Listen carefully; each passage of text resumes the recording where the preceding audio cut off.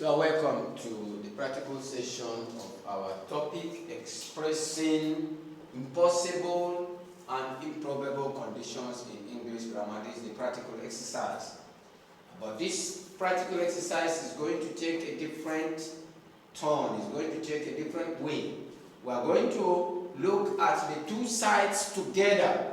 We are going to look at the two sides together. We are going to look at the impossible conditions expressed, and we are going to look at improbable conditions expressed.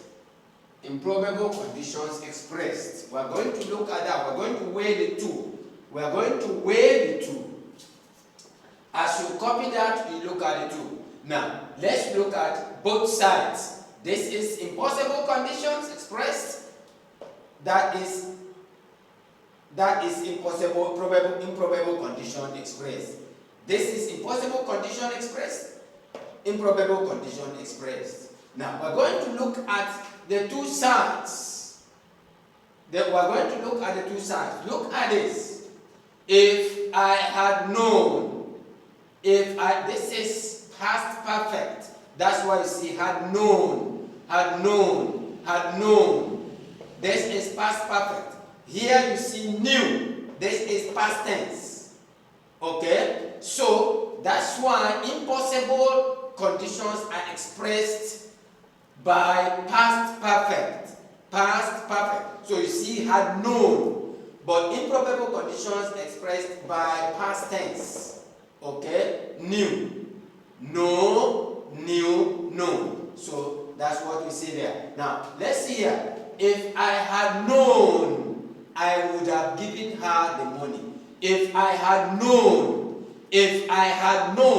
I would have given her the money. That means I did not know and I did not give her the money. Look at improbable condition of that statement. If I knew, I would give her the money. If I knew, I would give her the money. If I knew, I would give her the money. If I knew, I would give her the money. It means that the moment I get wind of it, if the condition still exists, because this is high probability, if the condition still exists, then she will get the money. If I knew, I would give her the money. Okay? Look at number two. Number two. If he had seen me, he would have begged me. If he had seen me, he would have begged me. He would have begged me. Did he see me? No. Did he beg me? No.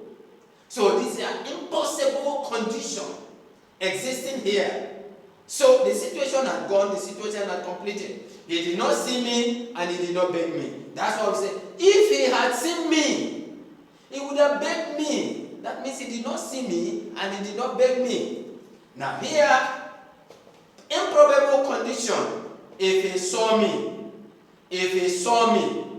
he would beg me. If he saw me, he would beg me. That's improbable condition. It's not likely to be true. It's not likely to be true. It's not that it's ruled out completely that it cannot be true, but it's not likely to be true. Unlikely. Okay? If he saw me, he would beg me. Now look at another impossible condition. If he had called me, remember this had. If he had called me, I would have responded immediately. If he had called me, I would have responded immediately. Did he call me? No. That's why I said, if he had called me, that means he did not call me. I would have responded immediately. Did I respond? No, I did not respond because he did not call me. Now look at improbable condition. If he called me, I would respond immediately. If he called me, I will respond immediately. So it's unlikely situation. It's unlikely situation, but it's not ruled out completely. It's not ruled out that the chance that I might get the call, that the chance that this thing it might still happen. Okay? That's why if he called me, I would respond immediately. Number 4, if my friend had given up, he wouldn't have passed the exam. If my friend had given up, did my friend give up? No. He wouldn't have passed the exam. Did he pass the exam? Yes. He did not give up, and so he passed the exam. So that condition had concluded. We could not reverse it. He did not give up, he did not give up. Okay? If my friend had given up, he wouldn't have passed the exam, so he did not give up, and so he passed the exam. If via improbable condition, if my friend gave up, he wouldn't pass the exam. If my friend gave up, now there's still a condition where most likely, because it's an unlikely situation, there's still the chance that my friend might give up. There's still the chance that my friend might give up. That's if my friend gave up, he wouldn't pass the test. If my friend gave up, the situation is not concluded, the situation has not finalized, there's still the condition that he might give up. And so he might not pass the test. But here is number 5. If Janet had gone there earlier, he would have gotten it. If Janet had gone there earlier, he would have gotten it. That means Janet did not go there earlier and she did not get it.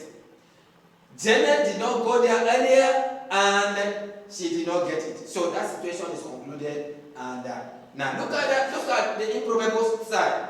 If Janet went there much earlier, she would get it. If Janet went there much earlier, so the situation still exists that she might get it. Look at last one. If his uncle had forgiven him, he would have told us. It means that, number 1, he did not tell us. Why? Because his uncle did not forgive him.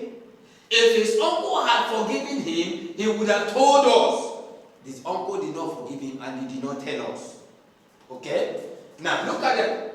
If his uncle forgave him, he would tell us. There's still the situation there that it's not concluded. If his uncle forgave him, he would tell us. The uncle might decide to still forgive him and he will tell us. So that situation has not concluded. It's unlikely. Okay? That is unlikely. And that is how we demonstrate and we can understand expressing impossible and improbable condition in English grammar. A practical exercise. Okay? You read that again and so you know. Bear in mind that in impossible condition is expressed in past perfect. That's why we have had known, had